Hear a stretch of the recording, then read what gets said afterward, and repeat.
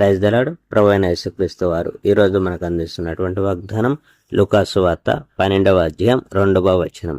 రహస్యమైనదేదియు తెలియబడకపోదు. అంతలో వేల మంది ప్రజలు సమావేశం అవడం వల్ల ఒకరినొకరు త్రోచుకోవడం మొదలుపెట్టారు.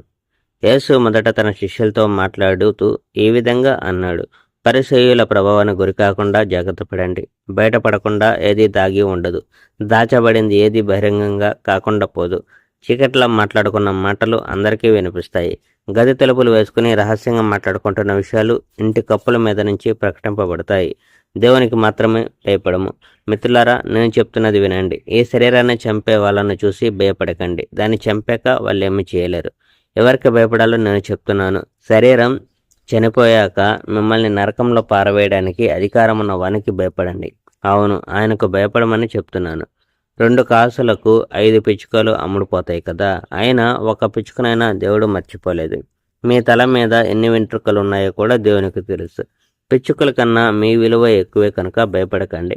నీ విశ్వాసాన్ని గురించి సిగ్గుపడవద్దు. బహిరంగంగా నన్ను అంగీకరించిన వాణ్ణి మనుష్య కుమారుడు దేవదూతల సమక్షంలో అంగీకరిస్తాడని నేను చెప్తున్నాను.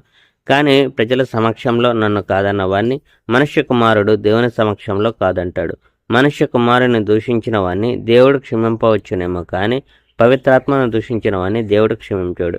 సమాజ మందిరాల ముందు లేక పాలకుల ముందు లేక అధికారుల ముందు మిమ్మల్ని నిలబెడితే ఏ విధంగా మాట్లాడాలో, నిర్దోషులమని ఏ విధంగా రుజువు చేసుకోవాలో చింతించకండి. మీరు ఏమి మాట్లాడాలో అప్పుడు పవిత్రాత్మ మీకు చెప్తాడు. Praise the lord. May God bless our India.